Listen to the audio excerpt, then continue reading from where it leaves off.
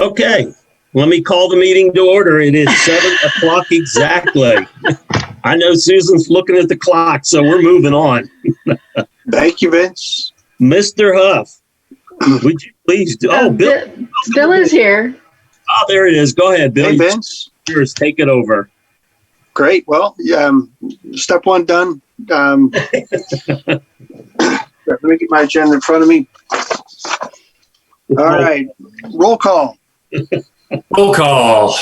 Mr. Abernathy. Here. Mr. Rhodes. Present. Mr. Mano. I'm here. Here. Mr. Sotillo. Yeah. Mr. Stevens. Here. Mr. Hall. Here. And myself. We have a quorum. It looks like we also have Susan from the town, as well as Mark Tufano and Mr. Is it Bywallets? Is that how you pronounce it, Michael? That would be a thumbs up, yes. The wave's crashing. Yes, it is. Well done. All right. Has everybody had a chance to review the meeting minutes that Chris sent out as an attachment onto our meeting agenda? Yes. Yes. Yes. Would somebody like to make a motion? And make a motion to to approve. accept the minutes. I recognize George is making the motion, and would somebody like to second that motion? Second. Vince seconds it. Okay, let's take a vote. Chris? Approve. Lou? Approve. Brian? Approve. And Bill and I approve as well. Thank you.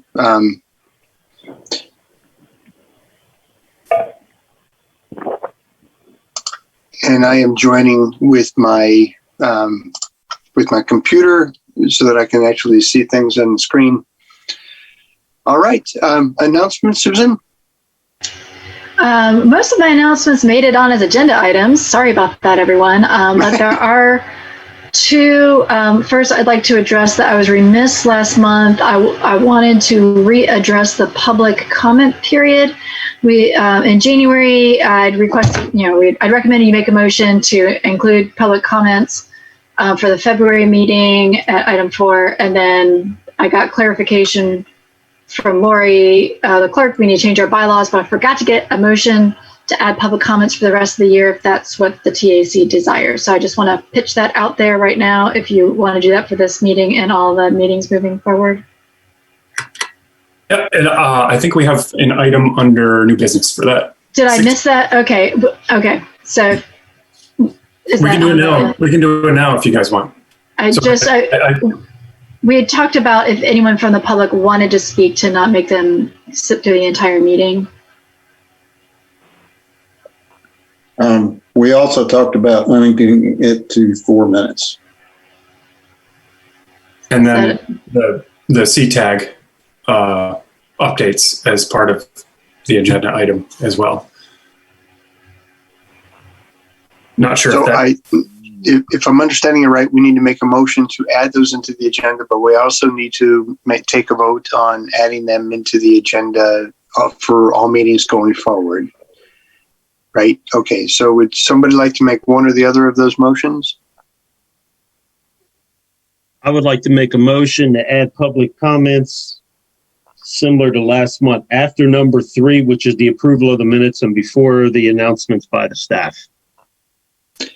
Just for tonight or for ongoing? And for ongoing. And with the time limit? You have it together at the bottom, but I think those are 2 separate items. They should not be together. So at the bottom, that was just a reminder to present for a motion. But Vince, you're making the motion to add agenda item for public comments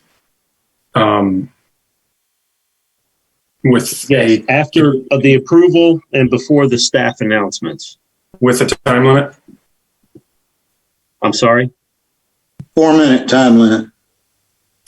Okay. Yeah, 4 minute time limit. Okay. Yep. Right.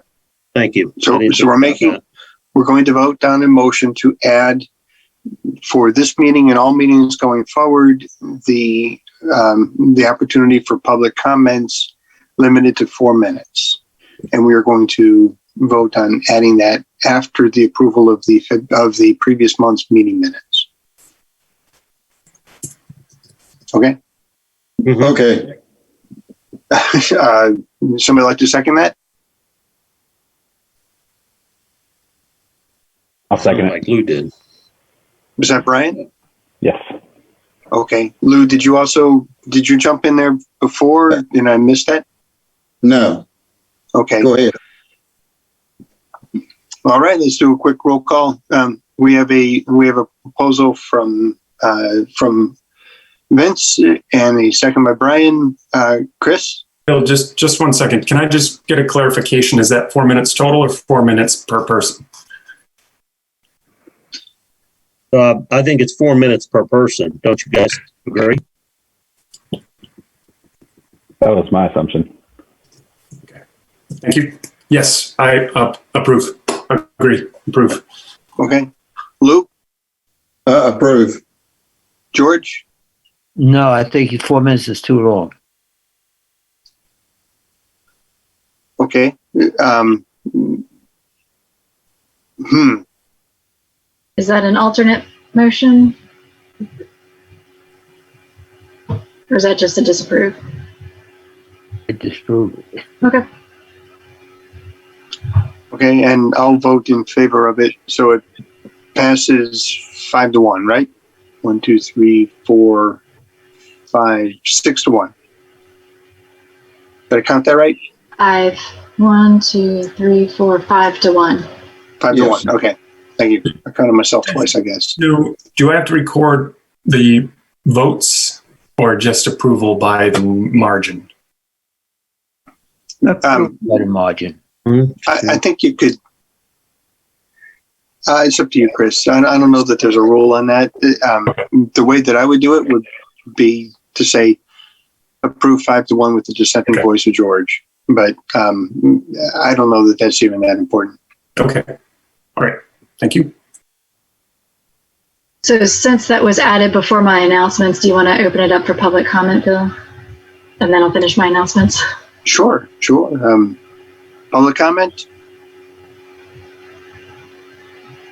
I see a no from one member of the public. Mr. Tufano, do you have any public comments for tonight?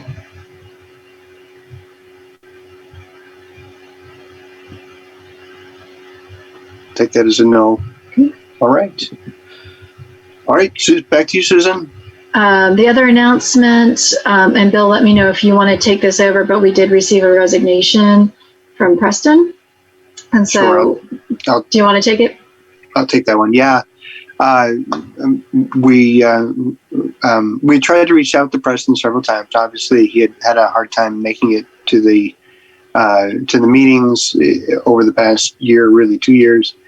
And he left a very complimentary, gracious voicemail for CJ announcing his resignation. Thanked us as a advisory committee and the town for giving him the opportunity to serve, and he just kind of acknowledged that it's time for him to move on. So we now have an opening. So I took the liberty of contacting Mr. Ryan, who was someone that we had interviewed previously, and he has taken a new job, is not able to meet the commitments. There were a few people on the Downtown Mobility Study Committee. I thought maybe I would ask if they were interested to try, because they just did a call for volunteers, and there were no new applications for TAC. They were all new applications for other boards. So I'll make some calls and see if anyone who has served on the Downtown Mobility Study, those were appointed by the board, I think is how they got on, or the staff did some recruiting, and there were board appointments on the Downtown Mobility Study group. So we'll start there, and if y'all have ideas, and if we can't get any interest there, then we'll have to put it back out again for a call for volunteers. I encourage you all to think of maybe people that don't look like you when you're thinking about who might be good for this committee. And then also we have that line in our bylaws, a transportation professional as well. So keep those two things in mind when you're thinking of people who might want to apply. I think the application form is online. You know what? I'll do a to-do and email you all the link for the application form so that when you think of someone, you can email them the form or email them the link. Or they can always call Lori and get that form. I believe we should check with Lori and see if targeting a certain group is a legitimate way to go about this. I believe what we really need to do is just republish it until we get somebody who wants to join. Certainly, any member could encourage anybody to apply for that. But, targeting somebody is, targeting especially a group is not really letting everybody have an opportunity.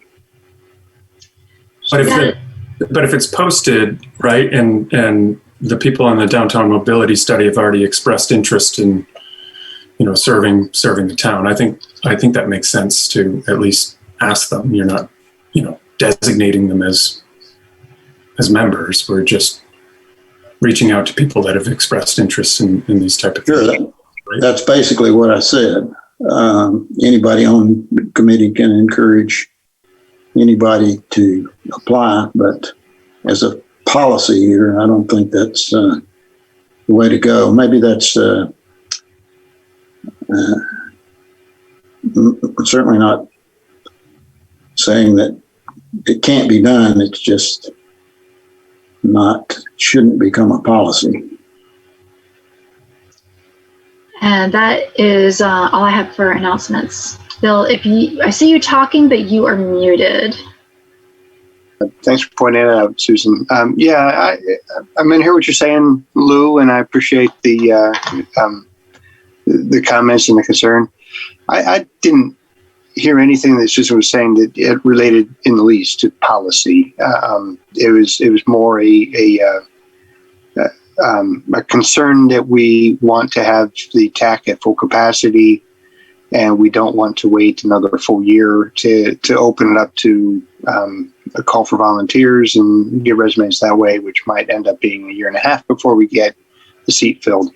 So I think, Susan, correct me if I'm wrong, it was just a sincere intent to try to find somebody to fill the seat sooner rather than later, right? That's right. We just had a call for volunteers and nobody signed up for TAC. So Well, that's what I've got a problem with. I guess I didn't state that correctly. The call for volunteers needs to be repeated. That's not our call. I don't see you're wrong, Lou, but it's not something that we can directly control. we can ask Lori to post it again. Oh, okay. Thank you. All right, that's fair. Go I ahead, think Vince. Vince had a question. You said you approached somebody else, then they said their job has changed. Is that one of the people that we were looking at originally? That's right. Sam? The third person we interviewed. Sam, that's right. Okay. All right. I was just checking because I just went through all my notes to see who the people were that we interviewed. And that was the only one that was left on the list. Okay. Thank you. All right. Moving on to agenda item 5, unfinished business. Town vision statement, vision 1, Seven. or number 7. Sorry, I switched too quickly. Vision number 7. Here we go. So the intent now is basically to just remind ourselves of these vision statements and to renew our sense of how we as a town advisory committee can help support this vision statement. We're no way going to try to recommend changing it or making our own take on it. It's more, how can we support this? Quality community serving schools. The town of Matthews has worked cooperatively with various educational organizations to ensure that area schools remain community-oriented, appropriately funded, and inclusive. There's nothing in there that screams out to me, TAC, or transportation things. Does anybody have any comments about how we would support this vision number 7?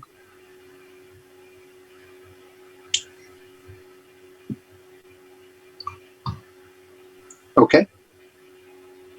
And the next one is the TAC bylaws review. Just if you don't mind, Bill, just real quick, if you wonder how engineering or public works supports the schools, we evaluate school zones for them. We evaluate traffic flow. If things get, hang up in the traffic, we've looked at circulation plans for the schools. If a new school is proposed, North Carolina has developed a way of calculating the school queue, and the queue has to be contained on site. So if they're, if part of this vision statement, the town says we're building a new school, then as far as traffic goes, they have to do a traffic study and a queue analysis.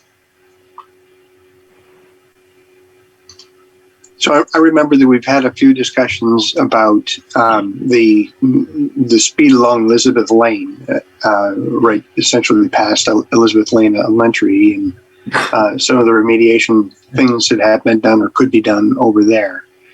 So that's maybe an example how we have been called in to consider things related to schools and this town vision statement. Yep, absolutely. Thanks, Susan. Tech bylaws review. We're going to review Article 3 and 2, hopefully in the reverse order there. Yeah. Sorry. No, it's all right. So Article 2, there was a piece left from a couple months ago, and it was. Here we go. TAC members will act as Matthews' eyes and ears in the surrounding communities and collect pertinent information regarding transportation issues.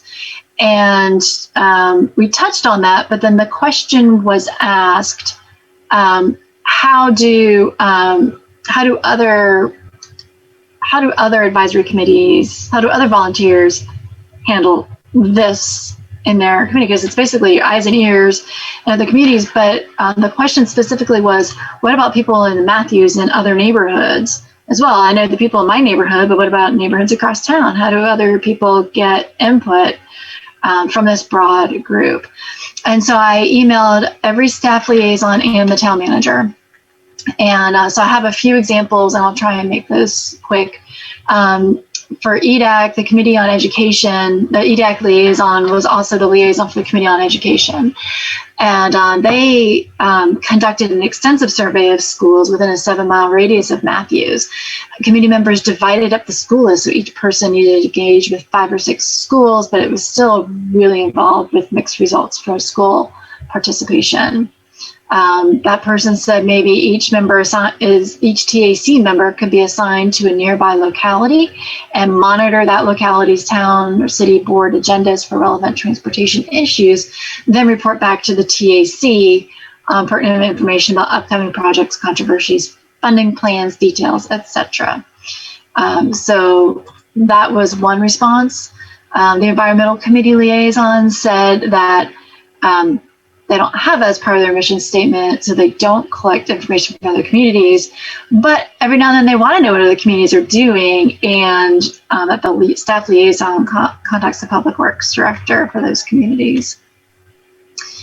Parks and Rec, they are very active on social media, so many conversations begin from posts that they've read on social media. The planning board liaison, let's see, the staff, there was only one, that's very Matthews specific, right? But there was one rezoning that straddled Stallings and Matthews, and staff acted as the information for that go-between.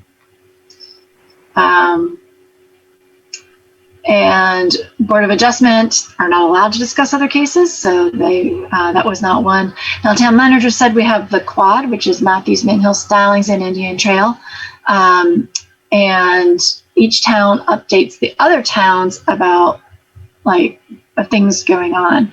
So he started getting excited about this and then donated Dana to make a report to the quad. That's happening on Monday. It is a public meeting, I think. The quad is like staff member, an elected official, and just a resident of each of the 4 communities. Well, I guess Indian Trail doesn't participate, but the manager attends. That's all I know about the quad. I'll find out more on Monday, I guess, when I show up. Not a lot of other committees seem to get public information. Now, this point about being assigned to other communities is an interesting one to meet that Article 2. I'll go back to that article. Any questions or thoughts on that? Anything that you need me to clarify? Thank you for reaching out. Welcome.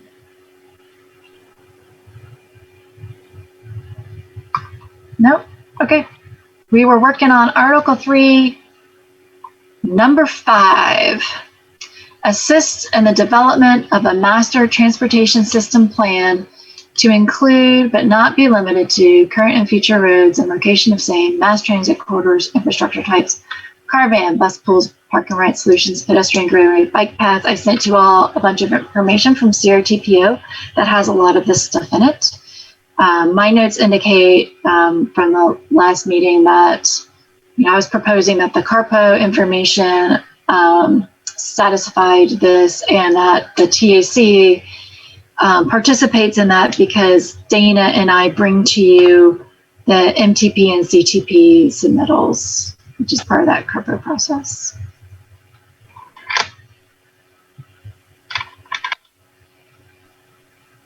I think one thing that we could do better at is the regular basis to the Matthews Board of Commissioners. I know, Susan, you made the observation that we don't report back to the town board on a regular basis. And it's been roughly yearly that we've been doing that.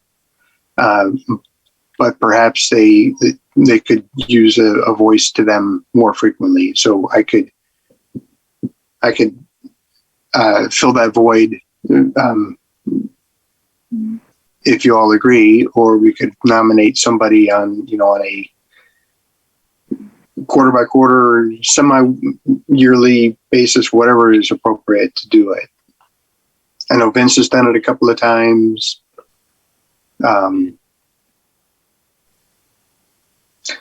Anyway, just a thought. Bill, what would that look like? Just presenting during a BOC meeting, or are you just talking feedback via email or something, just on thoughts and what we're working?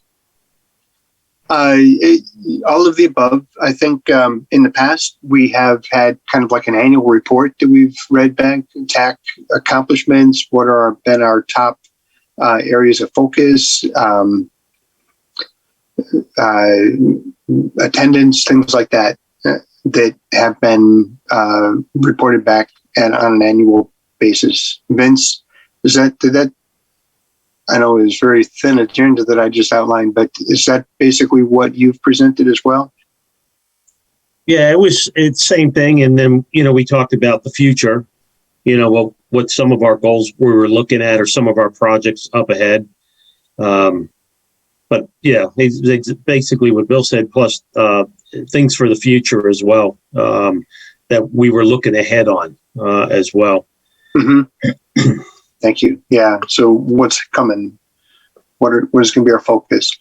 And I think as well as giving the town board a chance for them to tell us, hey, you ought to be paying attention to, something, whatever that is.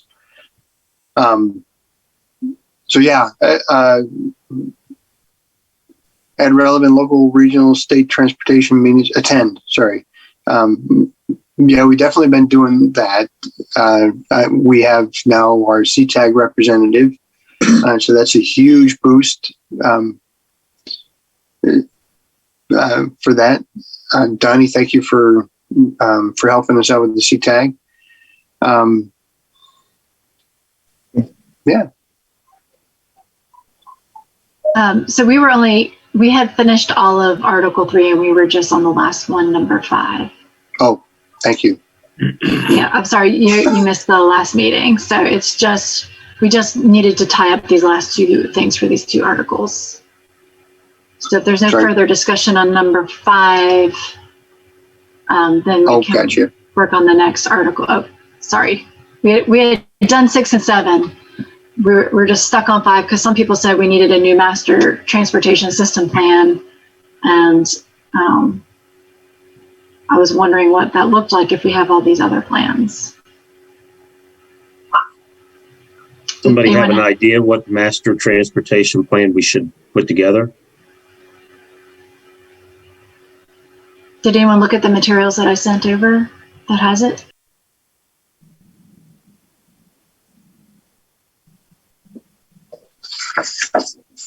So you had some links that you sent over, right, Susan? And I think that's, Sorry, I'm blanking out on this one. so I think that's when Susan goes over the maps of the different projects that are planned or under construction. I think that's where we provide feedback. So even though, if I understand it correctly, there's no formal document that says master transportation system plan, but our feedback into those different local and regional plans is what we're talking about, right? That's my recommendation. I think I just wanted to follow it all the way through because last time some people were thinking we needed to develop something else.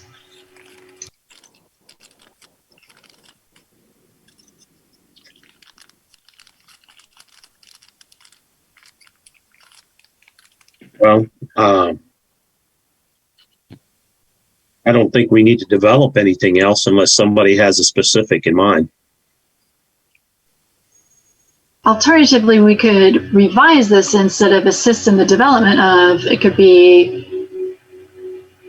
comment on improvements to, or like acknowledge the fact that it exists and that you do participate in it, not that you're developing a new one. And Michael just chatted that develop or review and comment on the plans provided, which might... Eventually I was going to give him credit, Chris, but... Okay, sorry. I didn't know if you saw it because you're screen sharing, so Thoughts about that? That seems like a good suggestion. I will make the motion that we should change develop to review and comment. Unless you just want to say assist in the current and future roads and locations of and mass transit corridors and infrastructure types, and take out master transportation systems and all that extra verbiage. I'm sorry. I think that was a motion. Oh, sorry. Lou, was that a motion? Yeah. Can you repeat the motion? To review and okay, what else did he say?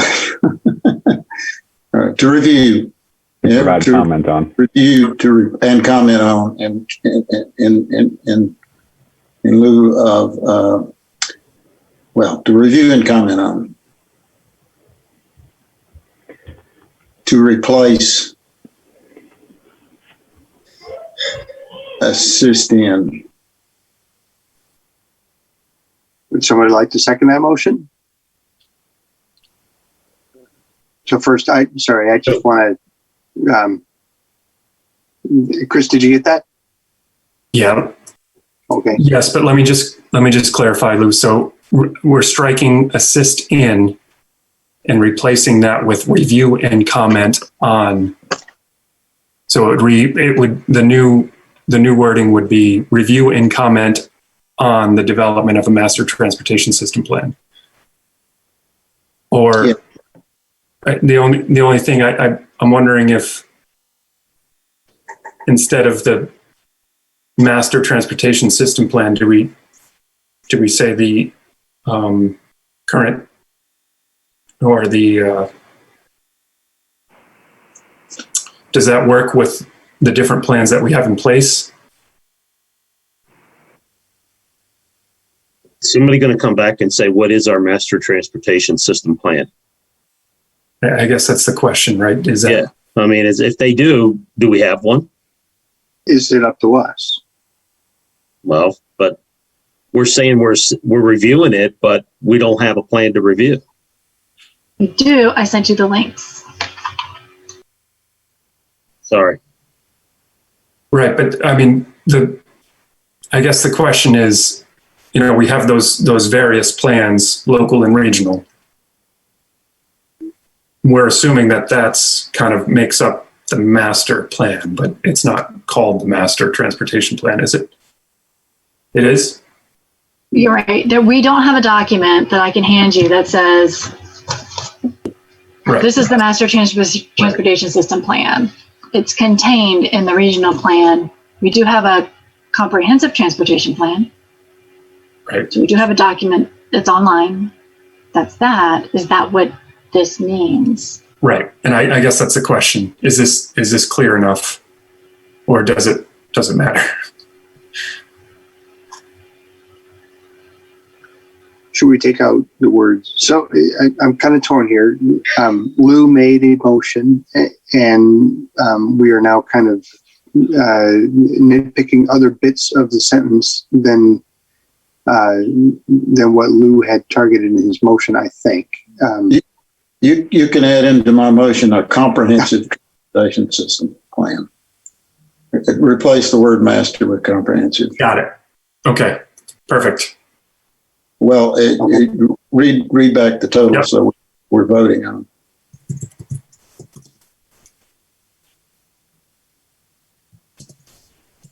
The request, Chris, is to read it back. Yep. I'm just Okay. Thanks. making sure I'm capturing it first so I can read it back. That's good work.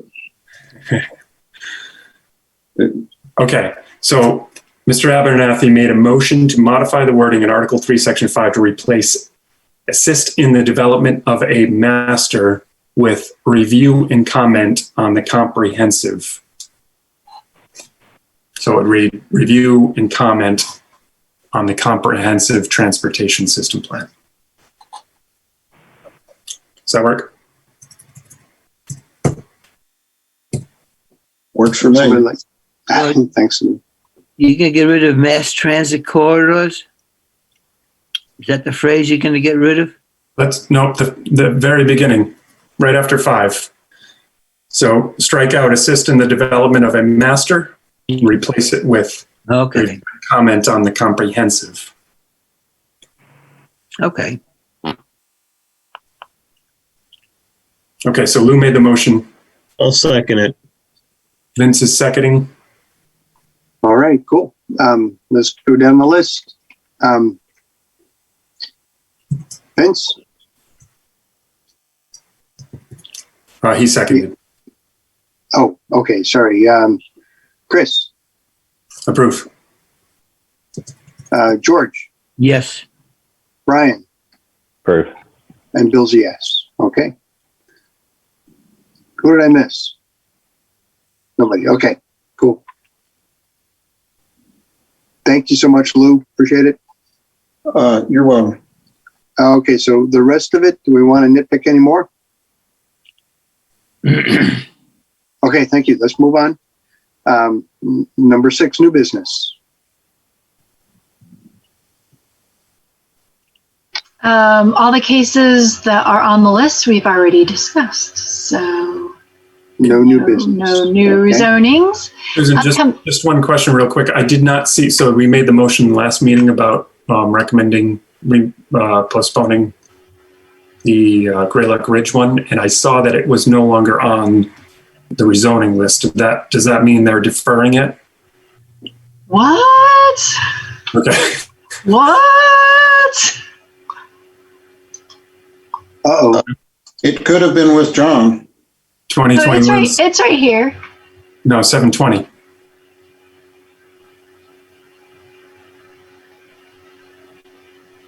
I thought it was 720. 727. 727? 727 is the one that's the townhomes that we recommended to wait until the TIA is done. That was in the staff report and presented to the board. It was open for public hearing, so it's not going to decision yet. My computer has decided to take this moment to be shockingly slow. It's apparently 1990 dial-up over here. Hang on with me for just a second. I think I heard the AOL crackle in the background.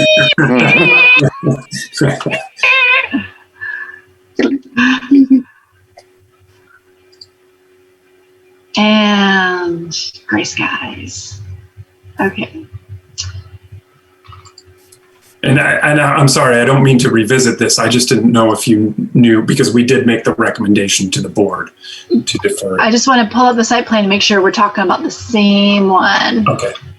It is 727. I just revisit. It is. Okay. All right. We don't need the site plan.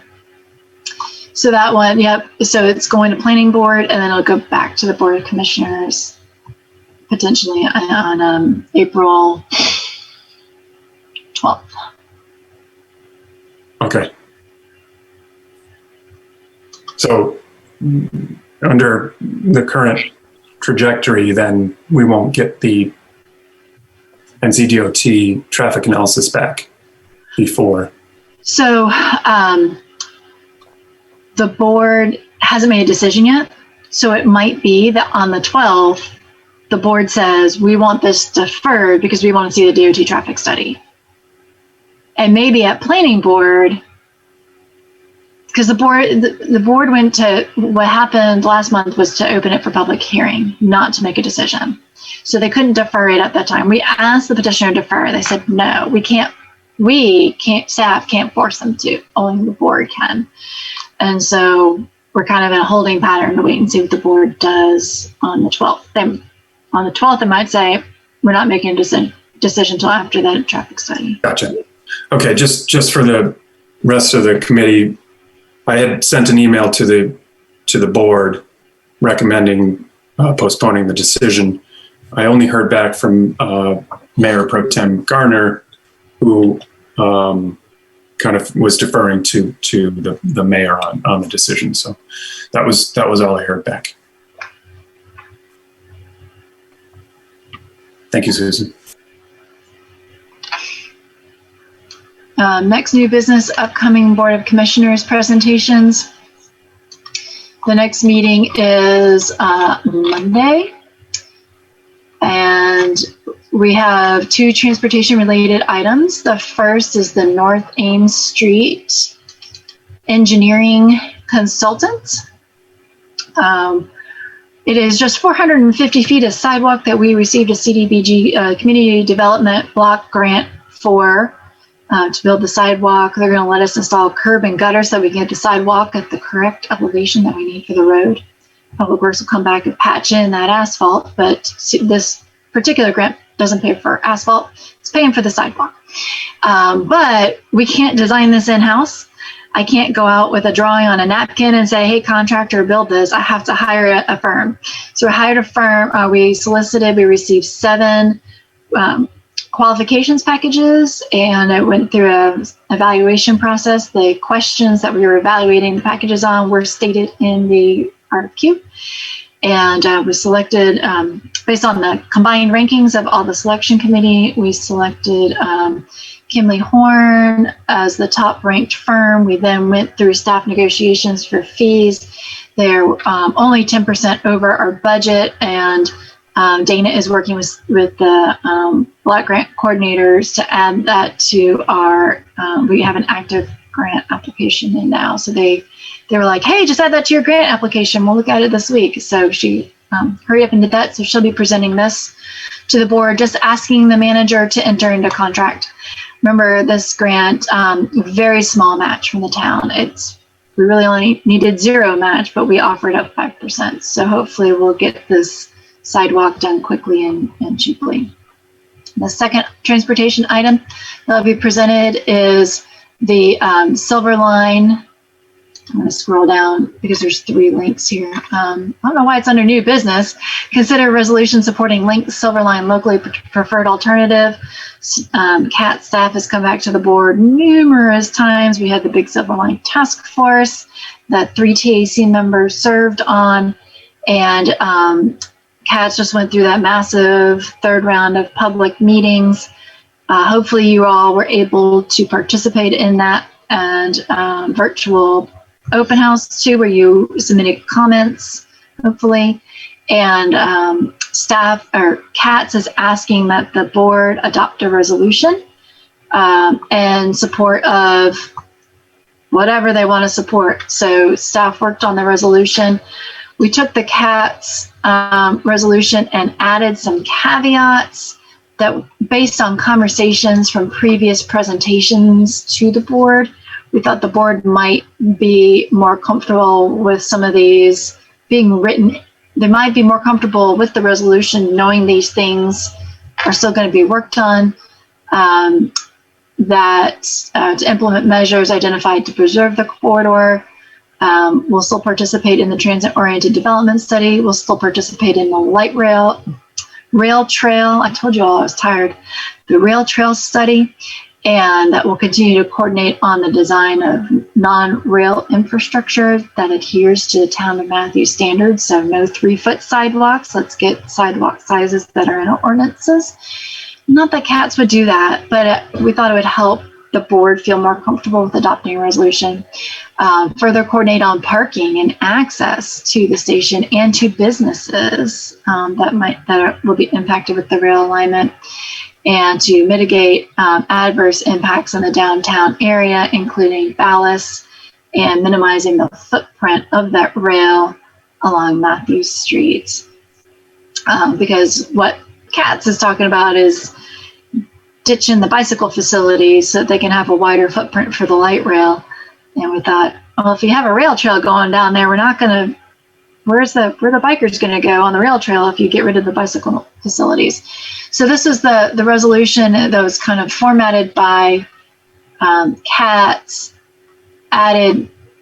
Staff added a few things. This is going to the board along with the map. Much better than it was before. It was that like lavender line on a gray aerial. At least we've lost some of the street resolution, but we got the darker line. So I mean, I guess you ask, what is that phrase? Rob Peter to pay Paul? I don't know. Anyway, so we have a nice dark line showing the alignment, but it's really hard to see all the cross streets. The main difference being that you see the Industrial Drive station was actually on Industrial Drive. And now you see the last presentation that they presented to the board. That station has been moved onto Monroe Road. And this is also showing the East Matthews Street station as opposed to the Novant Hospital station. So Is that going to be on their property, Susan? What? Is it going to be on the Novant property? Or no, that's what I was saying. Originally, it was on the Novant property, and now it's on East Matthews Street, the station. Okay, so it's not on. Okay, because I know they didn't want it on their property, and that's why I asked again. Okay. Yeah. Okay. So this is the new refined alignment that will be presented that has been presented to the board. This is all they're going to get. They're not going to get the detailed alignment. We asked CATS for an updated map, and this is what we got. They saw it, so they can go back and rewatch their meeting. That meeting was conducted on March 8th, or a meeting was conducted on March 8th at 5:30. And the Monroe Road alignment was changed significantly from going down the middle of Monroe Road to the north side, Family Dollar side of Monroe Road, which is a big change. Can you get that up, Susan? Well, the bottom line here is that needs to go to the commission. The detailed map of the change that occurred on March the 8th at the 5:30 meeting, that detailed map needs to go to the commission. The resolution is adopting kind of this fat line alignment. It's not adopting a detailed alignment that dictates the side of the street that it's going on. The Board of Commissioners have seen that visual that you're talking about. We tried to get that map included in this packet and we don't have it. So I'm assuming Dana is still working on trying to get it, but if I had it, I would show it. The commission meeting is Monday, Yes. at which they're being asked to vote on alignment that it just changed on March the 8th. That map needs to go.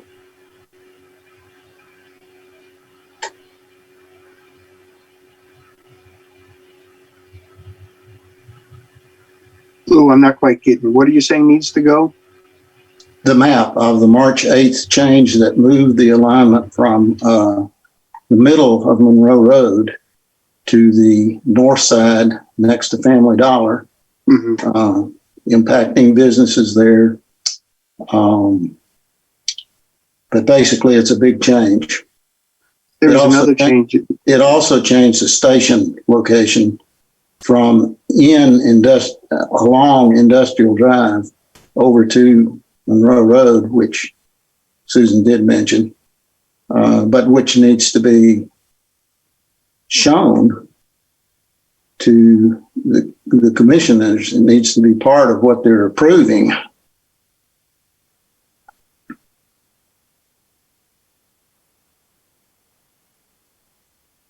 Are you So they saying, also changed. Susan, that are you saying that you don't have that map? I am saying I do not have that map. Any other comments or questions about the Silver Line item?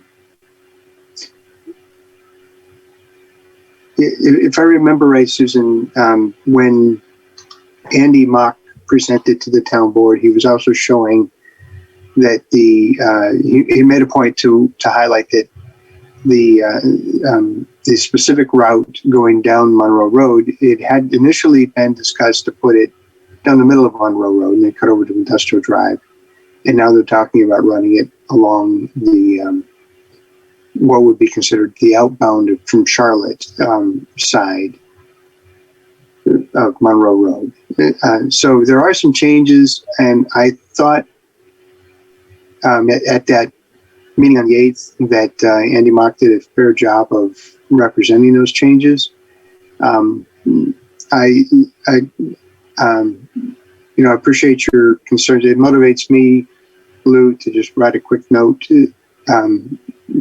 Since I was a part of that Silver Line Task Force, just highlighting those changes. I don't necessarily have any strong feelings one way or another, but it is different than what the task force had reviewed, and is different from what the task force specifically gathered information about.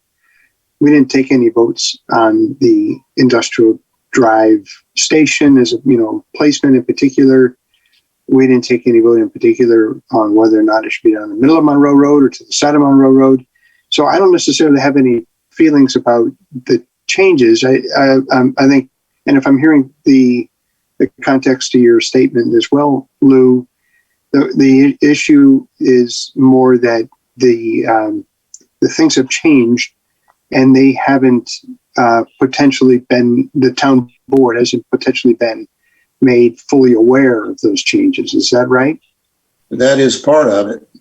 Yes.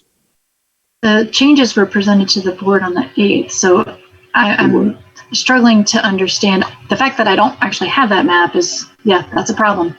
But they are aware of the change because that was presented on the 8th when Andy presented, right, Bill? But nobody has a map of the change. There's no record of it. What I'm asking is that the record of the change be furnished. It's that simple. Yeah. Don't worry about it. They change it next week it will change again. So don't worry about it. Been doing this for 14 years. This is a significant change. It will impact the businesses on the Family Dollar side of the road. I've seen the map.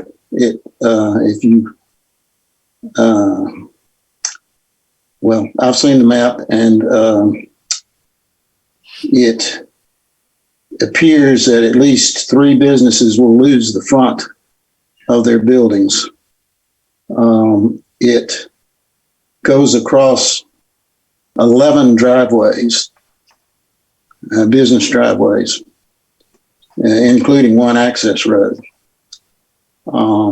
It's a significant change, and it needs to be part of the package that goes to the commissioners.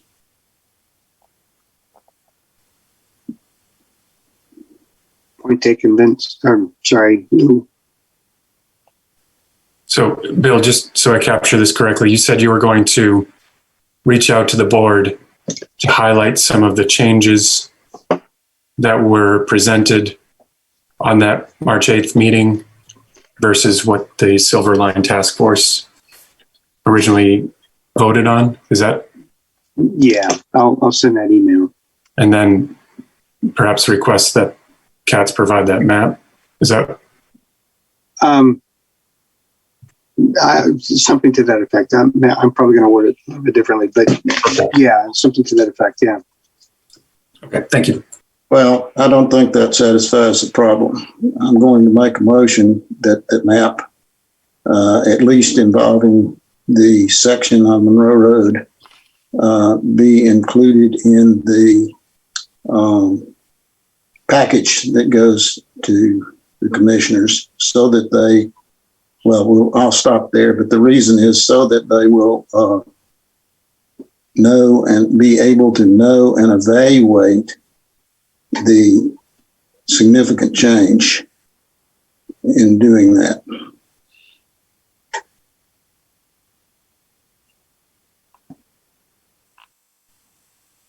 That's not part of the motion. The motion is the simple that it be that the map presented on March the 8th be sent. The map involving the Monroe Road change from center running to side running be supplied to the commissioners. Would somebody like to second that motion?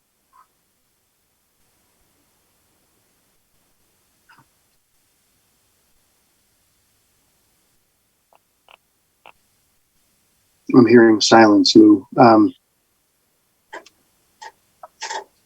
I think that motion is going to not move forward because there's no second.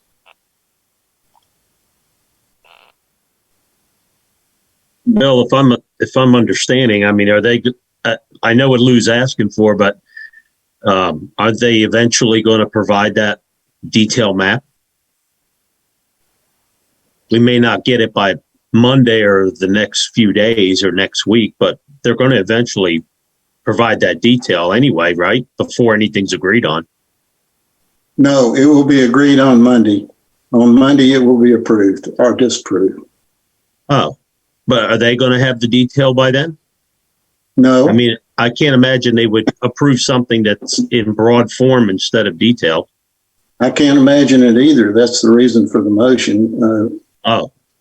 But we have no control over either one. We don't have control over the motion, and we don't have control over the detail map. So I don't know what we could do about it. I mean, unless I'm not understanding something. Well, we could obtain it. The town board can obtain it. I think that's the concern, right, Lou? It's not that we have it or we don't have it. It's whether or not the town board is voting on the Silver Line with a full deck. Right now, your concern is that there's some information missing. Correct. Important information. There's some important information missing.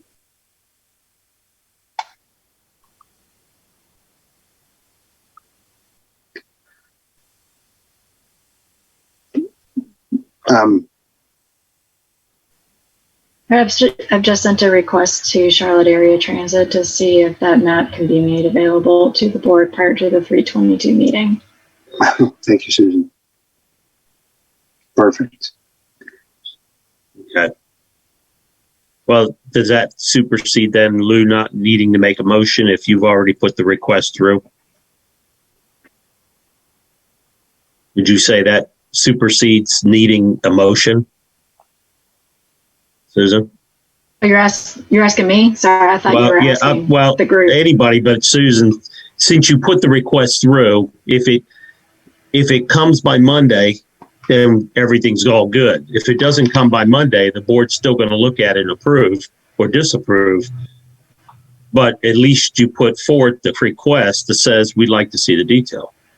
Yeah, I think the issue being that we've been requesting the map. What we got was what I just showed you. Right. I asked again, will we get it? I don't know. Will a motion get it any faster? I don't know. I don't know the answer to that. We've been asking for it and I just don't have it. Okay, there's another means of obtaining it. The video was taken by the town on March the 8th.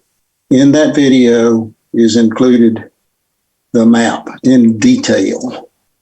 It can be extracted by going to the point at which it was. Well, I don't have to tell Susan how to do that. I'm sure she knows how to extract a. Are you suggesting that Susan do that? Yes, I am. No. No, I don't think that's appropriate, Lou. Why not? I would suggest that the board go back and watch it if they want to. It survived. They don't need to watch that whole presentation in order to get that one map. I think they're just as capable of doing that for themselves as Susan would be, and perhaps more able to do it based on their time. Point is, if the objective is to make sure that the town board has the information that you think they need to have in order to make a clear decision on Silver Line on Monday, let's leave it at that. That you feel strongly that they need the map, and if that's part of your motion, let's see where that goes. If the motion is passed, I will make sure that the town board sees that in an email. Is that fair? I see an easier way, which is for the staff to supply the motion as part of the supply the map as part of the packet that goes to the commissioners. But if the concern is that the commissioners have the information, can we not just reach out to them as members of the public and say, hey, a lot's changed. Can you make sure you have the full information? Because they would likely get access to the actual map more so than any of us, right? Or even Susan, or perhaps postpone the decision. Spot on, Chris. That's exactly my thought as well.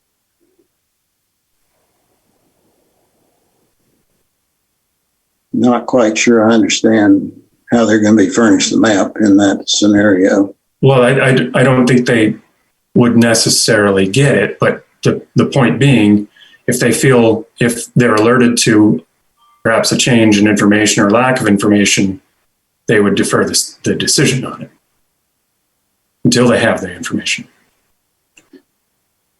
Okay, here's, I guess, where I'm going to stop, Lou, is that the motion that you had made didn't get any support, and I think we need to move on. I, not as a member of the TAC, but based on this conversation, I guess, and my involvement with the Silver Line Task Force in the summer and fall, I feel compelled after this conversation to send an email to the town board making some highlights of these changes and suggesting that the board make sure that they are confident that they understand the impacts of these changes before they take a vote on the route. Okay. All right. Thank you. All right. Fullwood Lane speed and crash reports. Yes, I just need to get on my work computer. So we pulled speed data off of the radar sign that the police department put up. And the way that they do it is they have one that collects eastbound and one that collects westbound.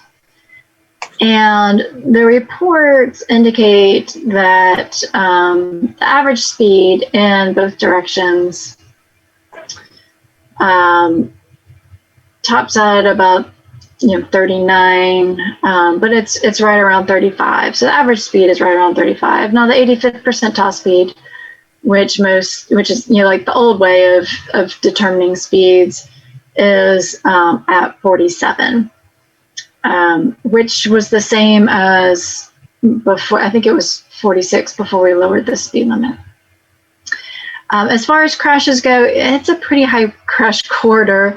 If you ask me, I didn't run a full crash analysis. I just didn't have the time to do so, but I did look at the crashes, and I think the question was before the speed limit was reduced effective October 1st, 2018.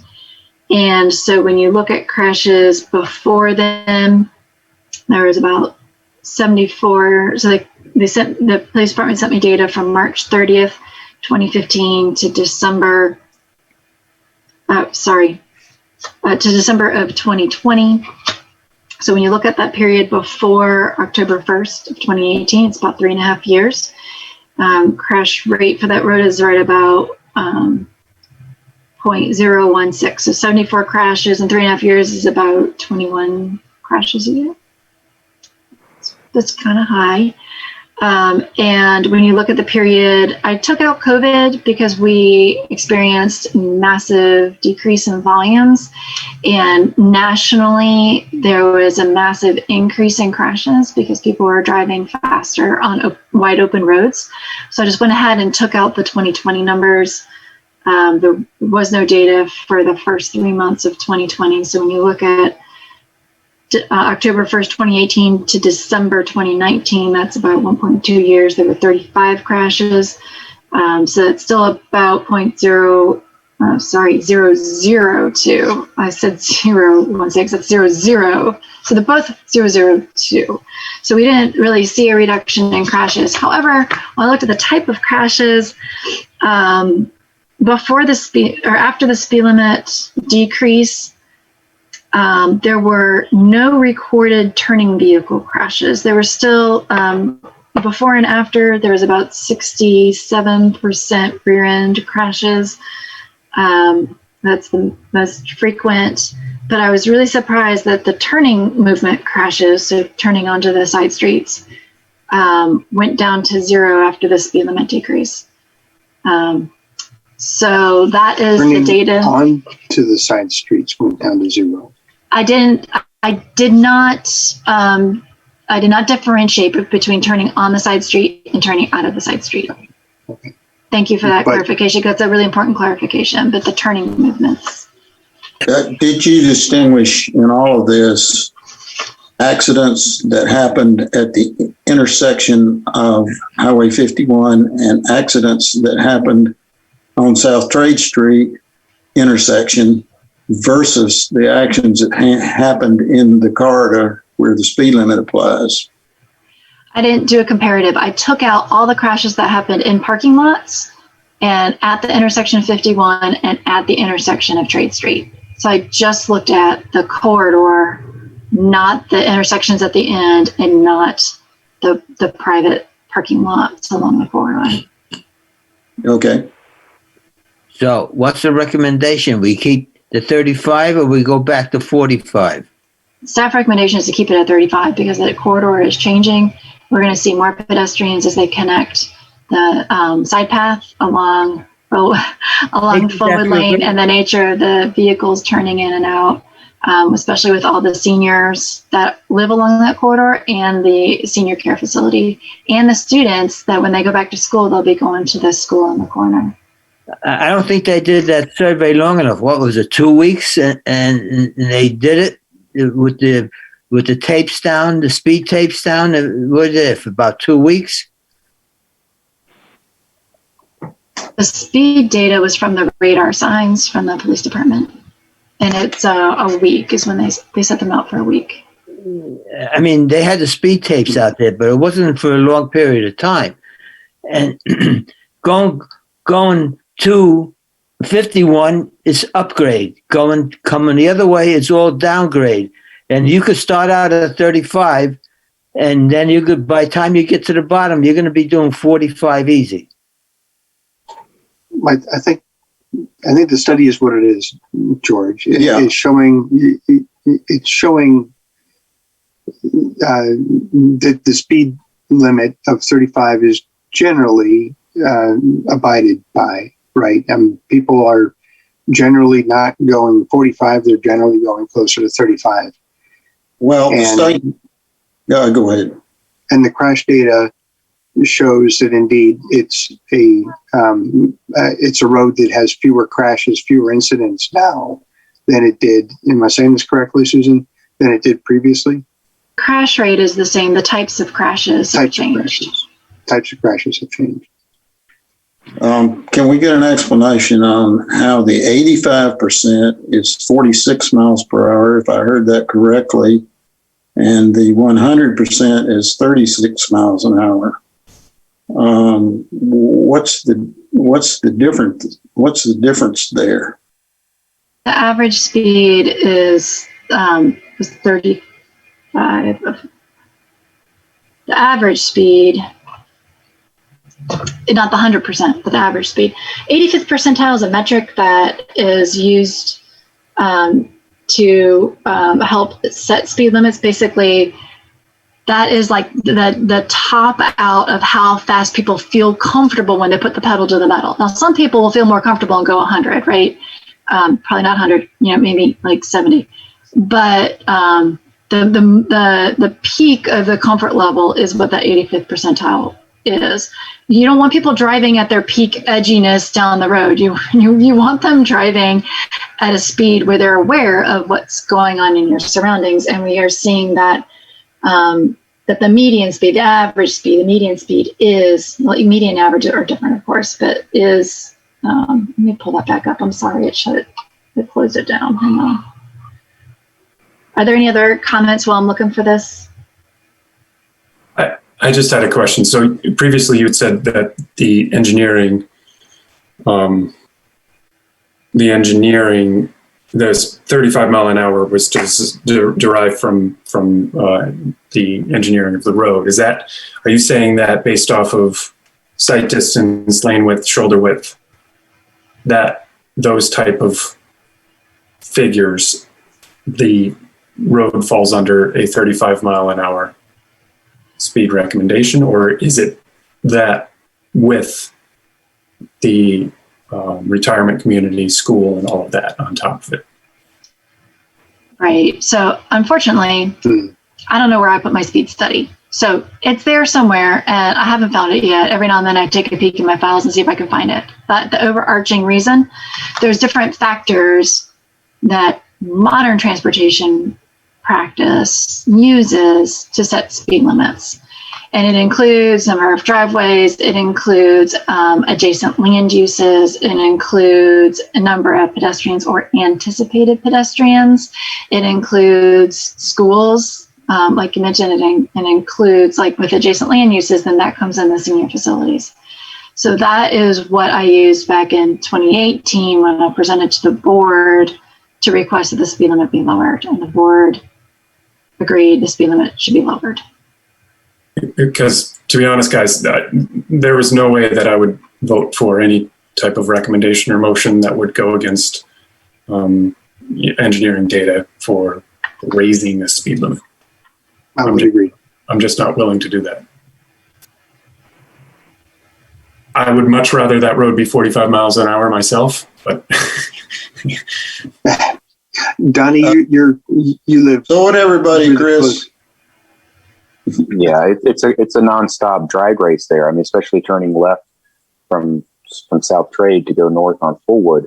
It's a squeeze from 2 lanes turning left into 1, and so you've got 2 cars outgunning each other because that right lane ends, and they're doing 60, 70 miles per hour to outdo each other, and they're a third of the way down the road. By then, they're into the retirement communities, and then when we're in full swing here, and that school's letting traffic out, another third of that the length of Fullwood lane is backed up for school traffic leading up to 51. And now I think the next item on here is South Fremont Street pedestrian connector, and that's crossing 51. You've got a new crosswalk and a traffic light at the retirement community. So you got all this added pedestrian traffic.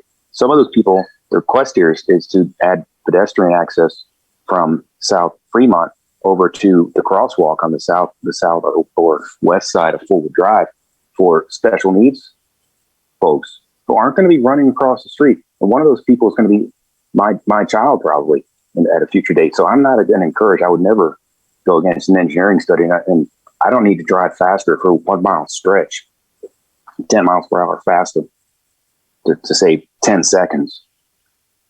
So I would never. Hey, that's 10 seconds, Donnie. Yeah. No, I tend to agree that the logic of it doesn't make any sense.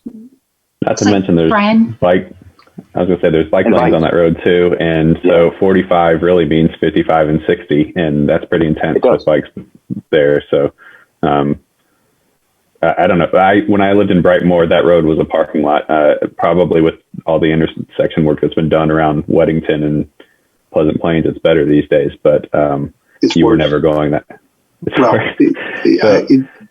Unless you're coming home late at night, you're going 10 miles an hour anyways. So Are you talking about South Trade or are you talking about Fullwood? Fullwood, Yes. coming home in the afternoons, assuming people are working in offices again. But it's no longer the Fullwood that you're referring to. It's now got double right turns and the intersections have been worked on.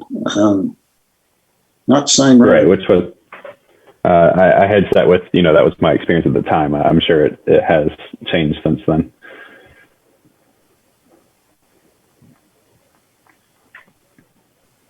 The information I was looking for is that the average speed is 36.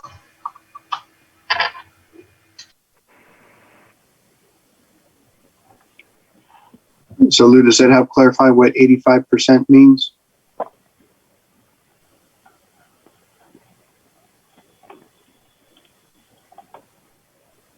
Not for me.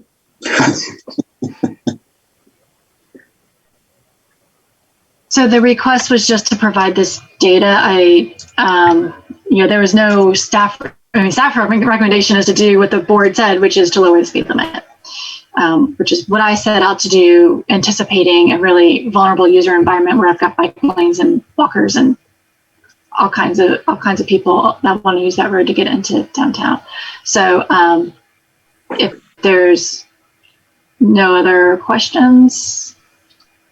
So I guess I want to say this, that I think just kind of as a straw poll, I think we're seeing that the TAC, at least 3 people of the TAC support the current speed limit. And Susan has done, I thought, a very good job of presenting the data that we have to at least complete this discussion. Even though we don't like 35 miles an hour where it used to be 45 miles an hour, I think we need to put this one to rest.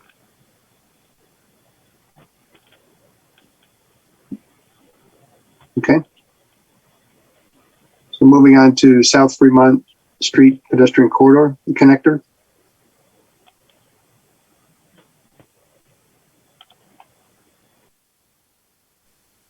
If you all remember at the January meeting, there was a resident who attended, and at the end we discovered that person wanted to make a public comment, and that's when we got the whole public comment thing going.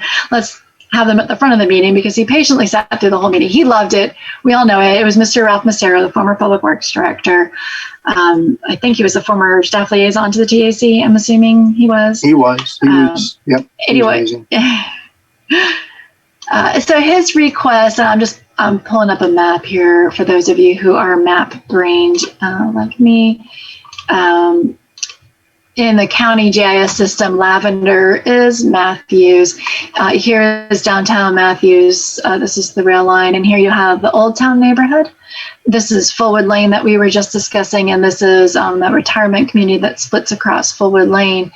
And the request he brought forward was to make a connection from this street, which is South Fremont Street, to the signal at Plantation Crossing and Fullwood. And so zooming in really tight, here's the end of the dead-end street of South Fremont Street. This is a private street that goes into now called Matthews Glen. Here's that signal that Donnie was referring to on Fullwood. And so the request is to be able to cross Fullwood. I'm assuming to access this path here. Now keep in mind, Matthews Glen has a requirement to complete their beautiful trail along this section of Fullwood Lane. So this would actually be a really nice loop for the people who live in Old Town. Coincidentally, there's a lot of things that happened right around that same time. He mentioned the downtown mobility study, and indeed, there is a bike ped connection recommended here in the downtown mobility study. But also, the development plan for this last part of Matthews Glen, along with that side path, came in for review. So what I did, pushing the limits a little bit, I said on the development plan, hey, make this connection. I haven't heard from them. I don't know what they're doing about it. They might ignore it and say you're a jerk. I don't care. I made the comment. Let's get the conversation started. Excellent. At the same time, I got a phone call from the parks director. He's like, oh man, Susan, I have on my to-do list to make a bike ped connection from Uten Pottery on Jefferson Street over to that signal on Plantation Crossing. And I was like, well, hot damn. We got all kinds of people wanting stuff over here. Let's do it. Let's at least plan this thing. So a couple things in motion. Number one, I made the comment on this private development as kind of a heads up. Hey, we need to access your street. Basically, we need to access your street. And so the planning director is going to talk with them about what's it going to take for us to have the public access your street. We're thinking you get across. We would like to cross and use this ramp, but that's on like the private side of their gates, but we could cross here on the public side of their gates and add a new ramp to get people over to that signal.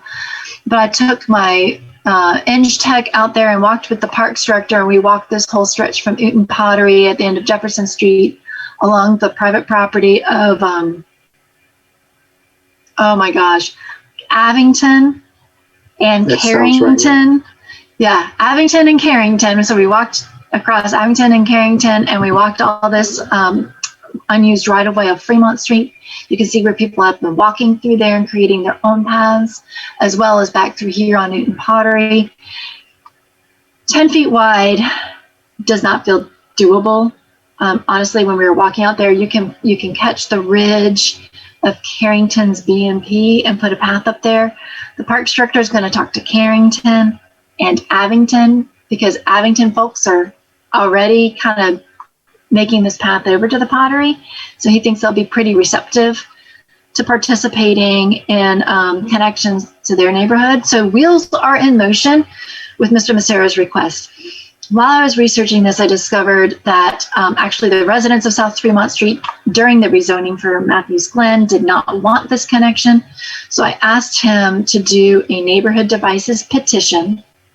We'll submit him the map after our tech cleans up the drawing, and he'll go talk to hear his neighbors.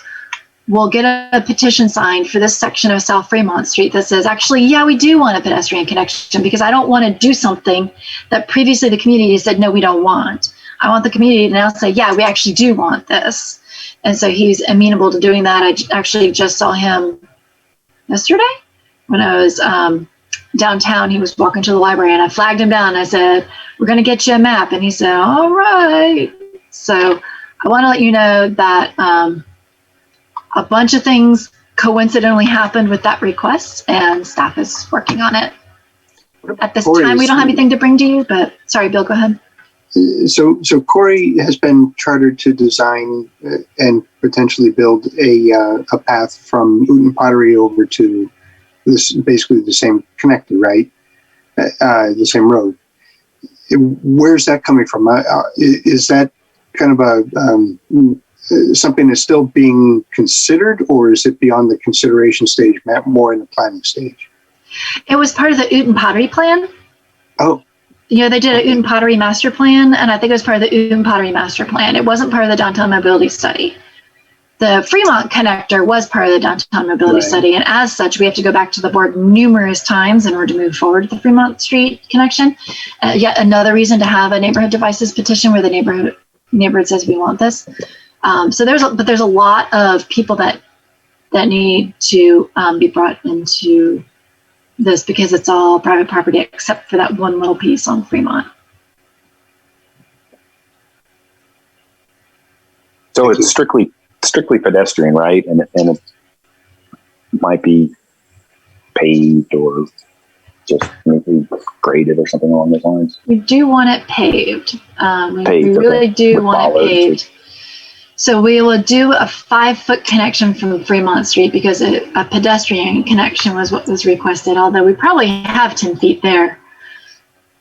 For the section along Carrington, I can only get 8 feet. In order to get a bicycle path, a 10-foot wide bicycle path, I need 14 feet with 2-foot clear shoulders on both sides. I cannot get it out there.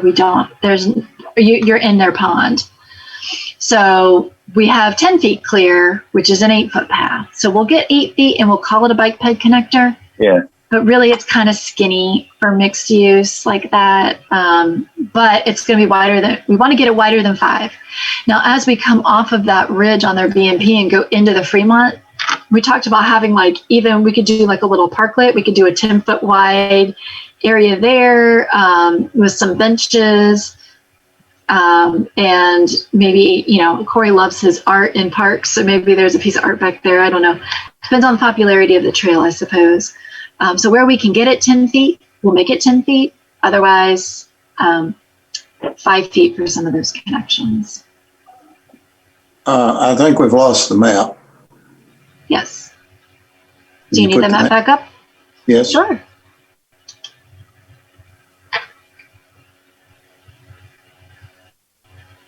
So one of the hangups right now you're saying is buy-in from residents along Fremont, the neighboring properties, and Jefferson.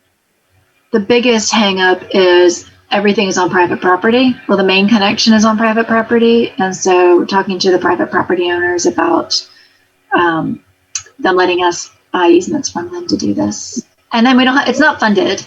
It's not funded at this point either. Yeah, so that too. But we're not going to go, secure funding without having all 3 of these property owners giving us the thumbs up.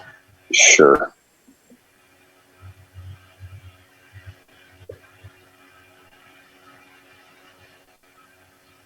Is Carrington zoned like acts as a private development? What do you mean zone? Do you want to know their zoning classification? If we have zoning on here. Zoning right here. Acts is It's a conditional. Yes. It's actually gated. And Carrington, of course, is not gated. Oh, is it gated? No, it's Carrington is gated. Acts is gated. Yes. Carrington, I know, is not gated, but is it conditionally zoned as a private streets and so forth? Or I guess that's just a driveway. rather than a street, right? Yeah, it looks like it does have conditional zoning for RI.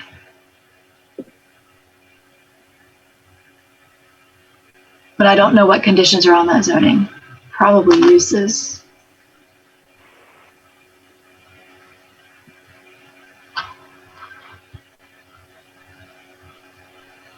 But that right of way for South Fremont Street that's showing, the outline, the white going into the pink and then back to white there. Yeah, that's all town property, right? It goes all the way up to that line.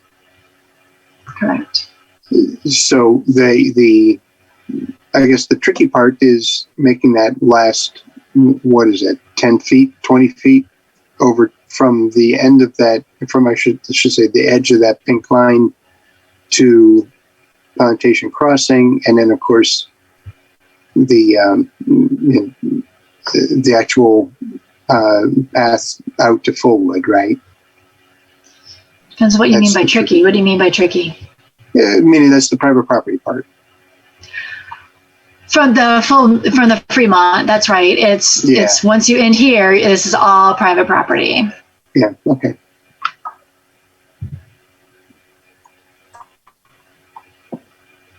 All right, so that's the update on that. I don't know Thank when you. I'll have another update if you want another update, but I doubt it'll be a while before we can get movement on this because of all the just coordinating both property owners.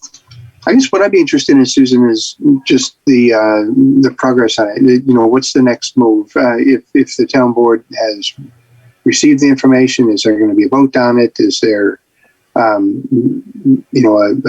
review period?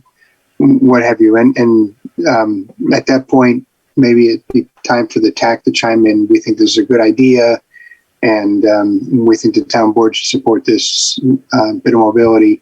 Now, I know that the mobility study already supported it, and the TAC had representation on that mobility study, but it would just be reemphasizing that we think it's a good idea. So Yeah, thanks, Bill. Under our current model, if it goes to the board, ideally it goes to you the week before. I try to put all of our items on that fourth Monday so that on the third Thursday you all see it, and then I can report out. So that would definitely be a time. Now, if Corey takes this on, either you guys got to watch the agenda for me. I got to remember that this was the thing that you guys wanted to see. I'll do my best. Gotcha. Okay. Thanks, Susan. Okay. TAC regular meeting agenda updates.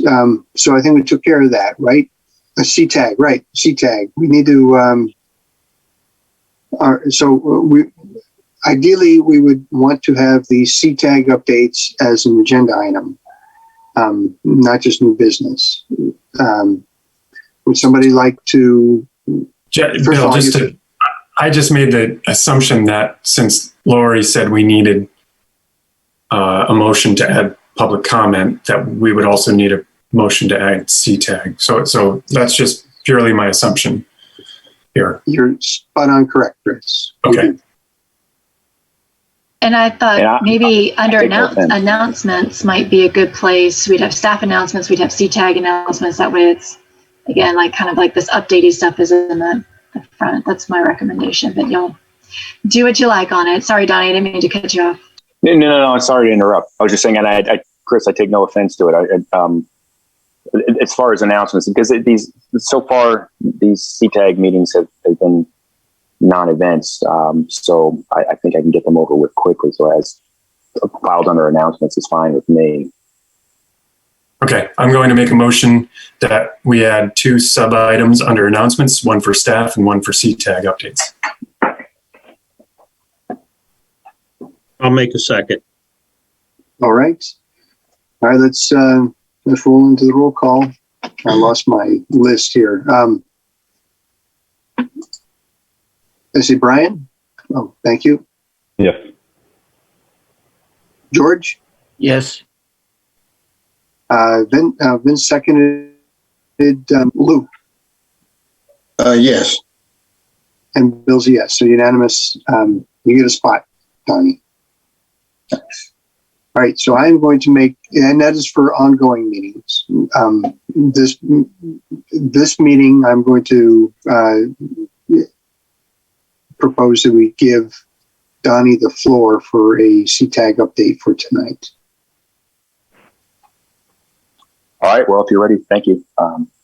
The CTAG meeting occurred this past Tuesday, 16th, 7:30 a.m. The session was dedicated almost entirely to a presentation on the eTrans Energy program, which is eTrans Energy is a subsidiary of Duke Energy. So this is the pilot program for the BEV, or the Battery Electric Bus Program. The three primary objectives of the program are to reduce carbon emissions, improve earnings, and to enhance customer satisfaction. It's as I mentioned at the last meeting or the one prior, a 6-bus trial program to prove out the efficacy of a public and private partnership. And the program is going to follow any FTA requirements.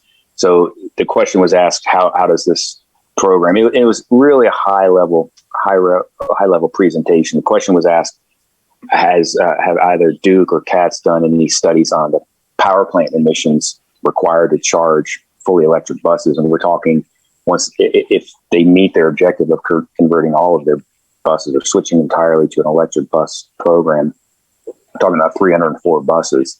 And the short answer is no, there have been no studies. So one can only imagine power plant requirements are going to be pretty extensive to charge 304 all battery buses.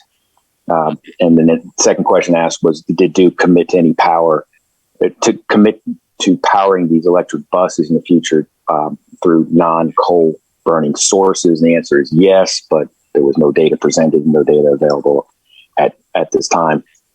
To the second objective, which was improve the earnings. Of course, these buses are really expensive, and they're something in the neighborhood of 50% more expensive than a standard diesel bus. So, the question of how it's going to be funded is similar to the Silver Line extension, the $6 billion program. There's no answer how this program is going to be funded. And one solution proposed, and they haven't done a whole lot of research into it, is maybe Duke will provide some sort of financing, issue some debt on these buses, which doesn't really answer the how does it improve earnings question. So bottom line for the program, 6 buses. They're going to trial 3 different manufacturers, and they're just simply CATS is following Charlotte City Management's directive on the program. On another note, there was the COVID update is CATS is announcing a partnership with Novant and Atrium for a mass vaccination program for the CATS employees, which is good news. I mean, vaccinations are reaching farther and wider these days for everyone, but just kind of a word of caution that the mass vaccinations could cause some disruptions in the CAT, further disruptions, I should say, in CAT service, to the extent that there are side effects from the vaccinations. And lastly, as I mentioned in the last meeting, there's another 40 or 50 million from the CARES program coming toward CATS, which is largely going toward purchase of PPE technology and cleaning. And to the extent that they start to bring back services, they're prepared for the increased costs for again added bus frequencies. And I'll make these materials available to the committee. And I think these are safe to post on our site if we deem it necessary. There's not much meat to the materials, but that's it. All right. What's the cost for replacing the batteries in the bus? Yeah, so that's a good question. So a typical diesel bus is a bus itself is around $500,000. A diesel. Now, battery, again, 50% increase in price for a cost for a battery powered bus. Now, I don't have the cost for the battery itself. Coincidentally, I have a neighbor who just started with a startup here in Charlotte. They're called Arrival. It's a London-based firm. They are going to do some bus manufacturing here in Charlotte. They're building their plant out right now. They're not part of the trial program, but in talking with him, he says they expect their fully battery powered buses to run to start in the neighborhood of 400,000, which is significantly less than those that are being trialed. That's for the bus with the battery. But what does the battery alone? Because I know if you have an electric car, it's a very expensive to replace that. 80% of the cost. I know. Yeah, I don't have that figure for you. Yeah, and if you're going to use solar to supplement, you're only going to get 35% the maximum out of what you're going to need. Yeah. It all sounds pie in the sky to me. I agree. I mean, it's really interesting information. Is this the right time you think to be doing this kind of a study? I don't. I mean, it's relatively low cost for them right now because of the partnership with Duke to do these 6 buses. But beyond that, it's exorbitant. Vince? Yeah, on that same note, Donnie, I'm sure they haven't done the full study yet, but $250,000 more, how much more are they going to, how long is it going to take them to save that much money minimum just to break even by going electric over the fossil fuel? Yeah, I agree. And I don't think you have the answer, but it's just some of the questions. And they don't either. These questions were asked of them, and they just, we don't have it. We're just going out with these 6 buses. So that was my only other question, but it sounds like you did kind of go through this same matrix with them. Did you think about this? What about that? Okay. Yeah, and they made it clear that they don't even know how long these buses would survive or the batteries themselves would survive. So they glossed over the potential debt issuance from Duke Energy, which wouldn't exceed the life of the bus, but they don't know how long the bus is going to last. So. The bus and or the battery. Almost the same thing, huh? I wasn't aware there was 80% on a car, but wow, that's. Oh, I know. It's high. I know. I'm talking with folks who own Priuses, for example, and that may not be a current example. It's not contemporary, but it's $5,000 or something like that to replace the batteries. Wow. Interesting. All right, we are at the end of our agenda. Any other before we hang up? Anybody have any? Go ahead, Vince. Two quick things, Susan. Where do we stand with the speed hump policy with town? Have they given the go ahead to hire an outside firm yet, or what's the deal? I haven't heard anything. Thanks, Vince. I meant to ask that much earlier. Appreciate that. Lastly, I know we started this before the COVID thing in 2020 and mostly in 2019, but is there anything we can do about the traffic lights at John and Trade? Now that this traffic is starting to come back to life, the other day at 7 o'clock, I think at night, or 6:30, 7 o'clock, the traffic was backed up from the Trade Street light, from the Shell station, all the way back to the elementary school. And that's 7 o'clock at night, and that's going away from all the developments toward town. So I'm not seeing any improvement at all on that one stretch of Trade Street that constantly has traffic building up, and it goes all the way past the elementary school sometimes. And you're talking 4 or 5 light changes before you get through the intersection. You're correct, because I noticed that too, and they favor John Street. Yeah. Well, they do favor John, but we got to do something about Trade. We just can't keep letting it build up traffic all the way down the street. Well, unless they make it 50-50, you're going to have. How are you going to avoid it? How are you going to eliminate it? Got to be a little bit better, because right now I did the study per CJ 2 years ago. I did a study and I presented all the facts and the times and the amount of times that light changes. I mean, I did a full study, sent it in, and they were supposedly we're going to talk to Department of Transportation about getting somebody out there to watch it and make an adjustment, at least some adjustment, to where it's got to be a little bit better, because the light changes so fast. And the problem is when they crosses over into downtown on on Trade Street, it slows down because of all the speed humps. Right. And then the railroad track, and then people pulling out backwards, the traffic slows down. And as a result, you're only getting 10 cars through or 8 cars through. You're not really getting a lot, and the traffic just keeps going back and back and back. Right. My question is, where are people going? So you mentioned it slows down because of people backing. You can only get a few cars through. Are people just going straight through town? Like, could they take the Fullwood bypass and not sit in that queue? Are they choosing to sit in that queue and enjoy the sights and sounds of the downtown Matthews rather than going around on 51? I don't know why. I don't know what the purpose is. And I think a lot of times people will pick the shortest route because it's just the nature of the beast for people.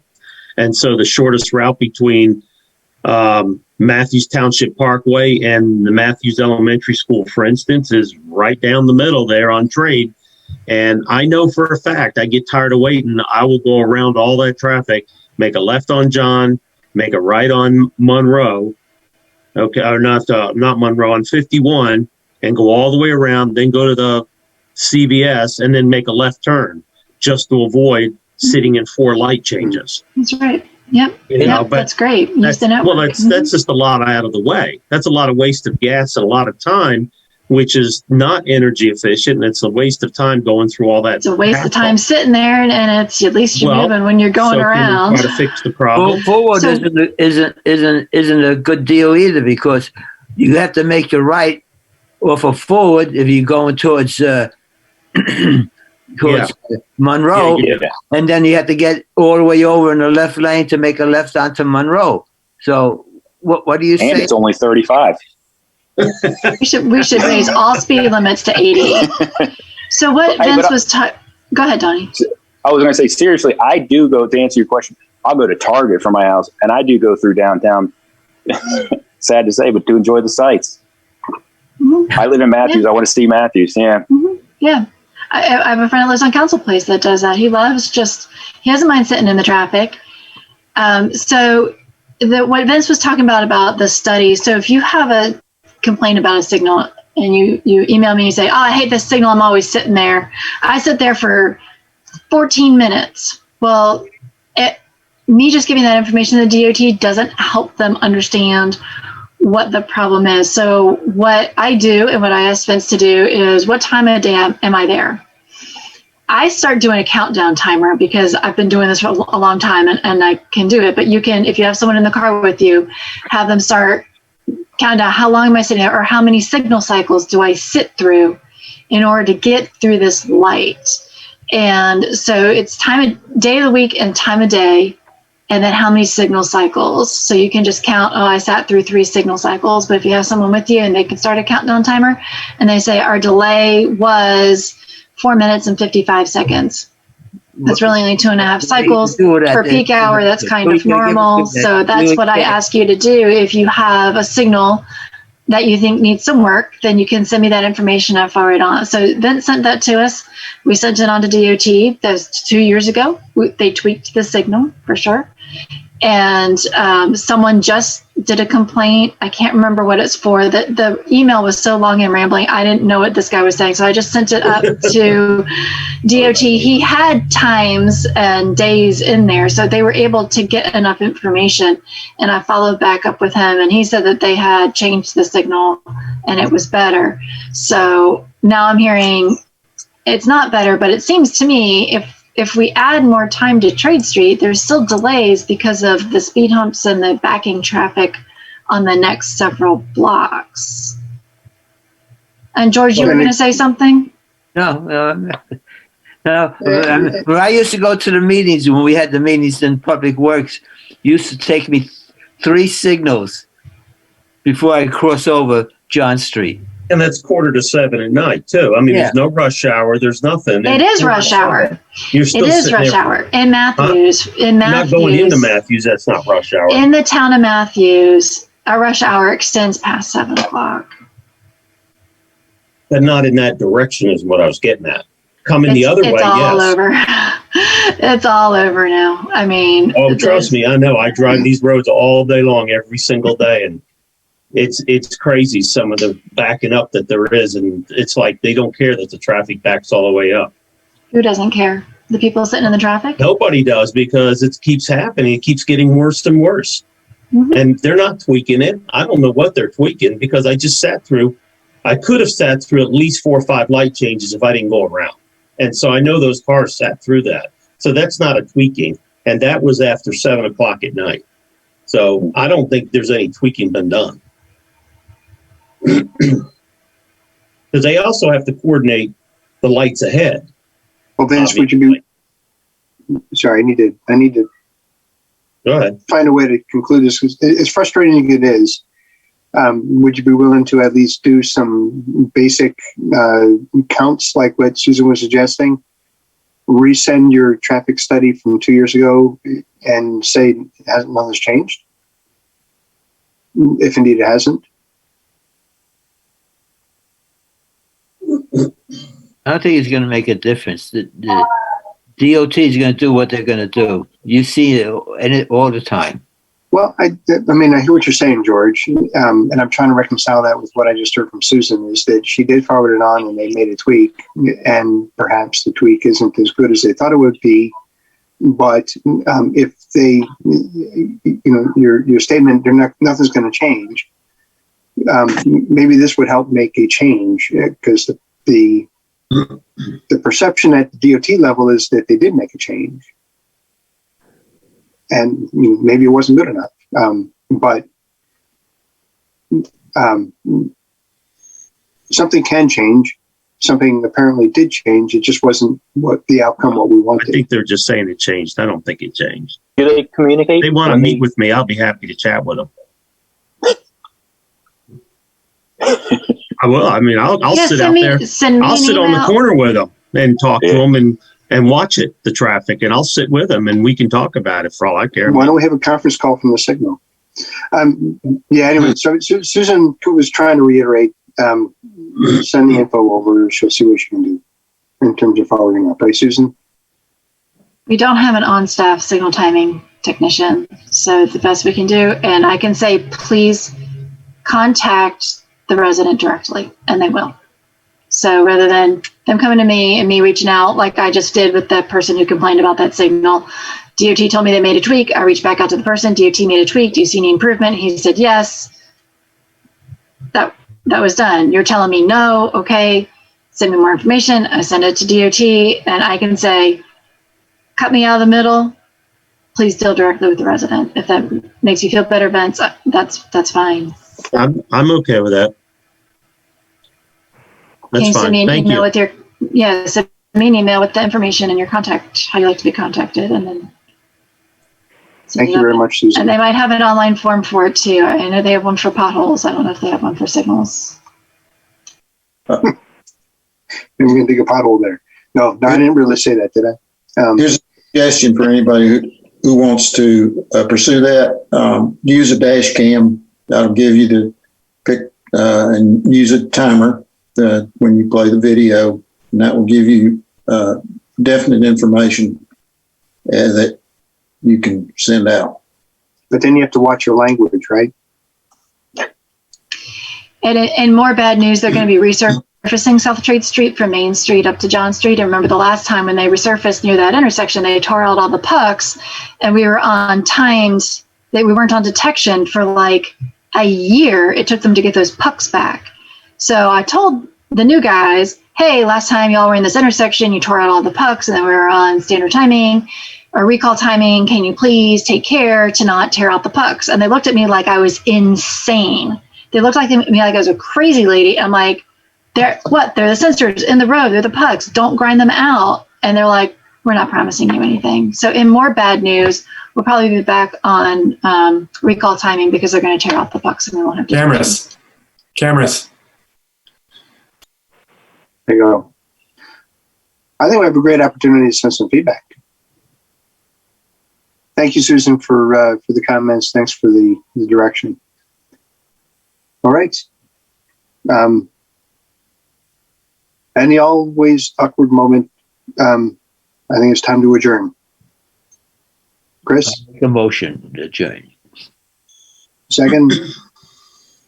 Vince seconds it. I'll give Second. Vince the head scratch credit. That'll work. Anybody opposed? All right, I think we're all up. Chris was opposed? No, I'm just scratching my head. It's just- Okay. Unanimous vote Put that in the notes. Yes. Everybody approved? Okay, thank you. Hi, Brian. Bye. Good night, everyone. Good night. Thank you.